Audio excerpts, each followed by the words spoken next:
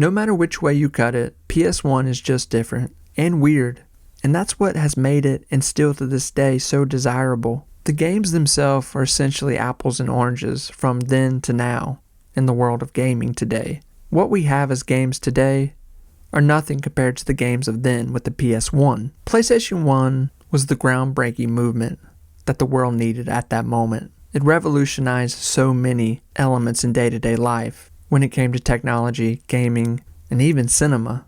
But talking about one of the first games that really blew me away when violence came into my life for the first time in my hand was one of the wildest games I remember playing as a kid. It was Future Cop.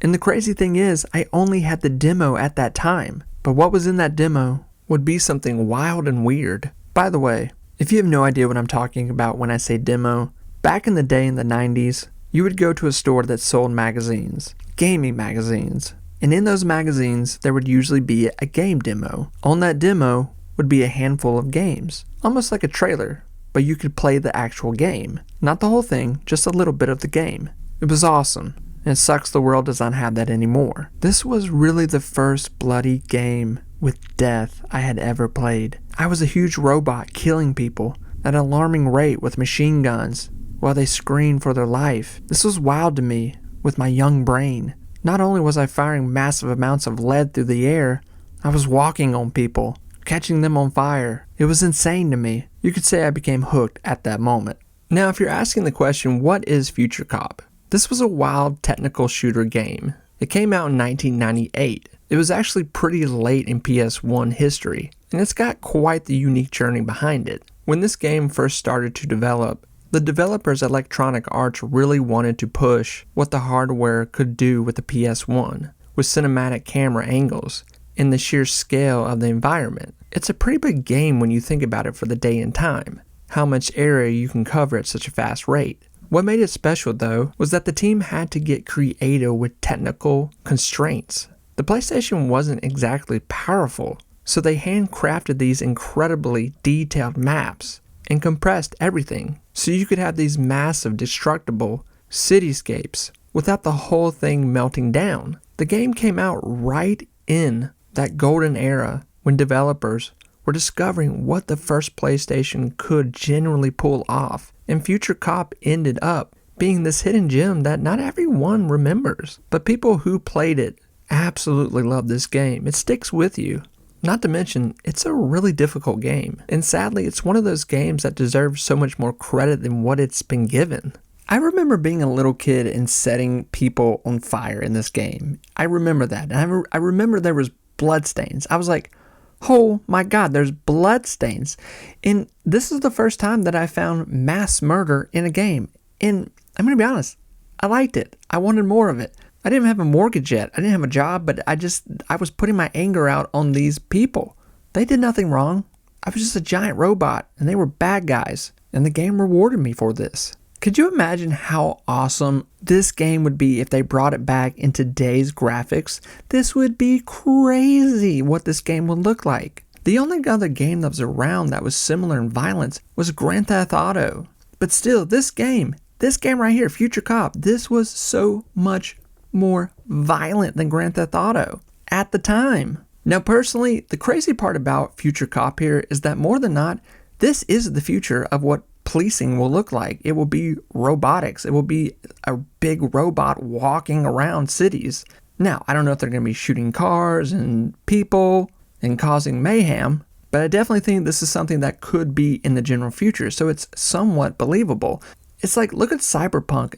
I've always been into futuristic games, and, I'm such a lover of Cyberpunk, Back to the Future movie, and this game right here, Future Cop, they go hand in hand, all of them.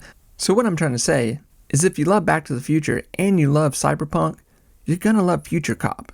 Not to mention, it is such a hard game. If you want to have a mental breakdown, I suggest you play it. This is what made games at the time a long process that newer gamers today just don't know about. And a lot of these first PS1 games, most of them like this, you had to make it to a save point. This save as you go, take a break, and come back later after you nap, eat a bowl of spaghetti lifestyle, while I just look around the open world. That SHIT did not exist back in the day when it came to the stone age of gaming on the PS1. You had to fight for that save, which would make you lose your mind. I say all that to tell you, Future Cop is one of the worst games when it comes to this element. It's so freaking hard. To make it to save points in this game, it's like Elden Ring level hard at times. This game too was really the closest you had to a Transformers game at the time if you really think about it. That's a lot of what it was in a nutshell. It just has the gimmick as it's a cop, there to protect and serve, even though I'm pretty sure we caused more damage than what we were good for. But you really didn't know what this thing was. Am I a cop car? Or a cop in a car? Or a robot in a car? Or just a crazy looking hovering killer car?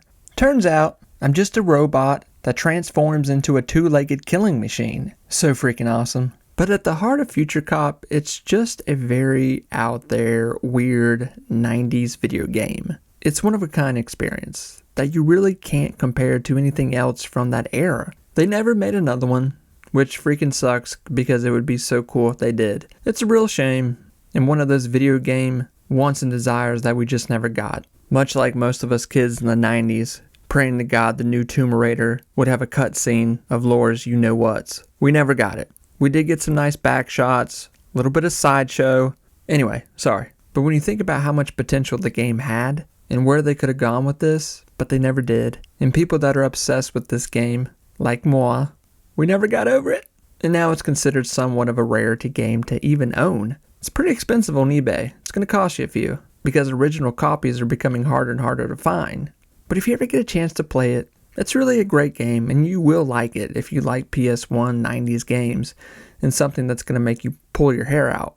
It's a mixed bag of action, strategy, blood and guts, screaming, and the unique transformation style with the mechanics that makes the game stand out even by today's standards. It's challenging to find, buy, own, but to play as well. You'll keep coming back. So with all that said, Future Cop, it's in my top ride or die games of all time. I love this game. I'll never forget the first time I played it. And just like it did when I was a kid, made me scream, cuss, it still does today as a middle-aged white guy, still feeling like a loser when I play this. Take care, you rascals.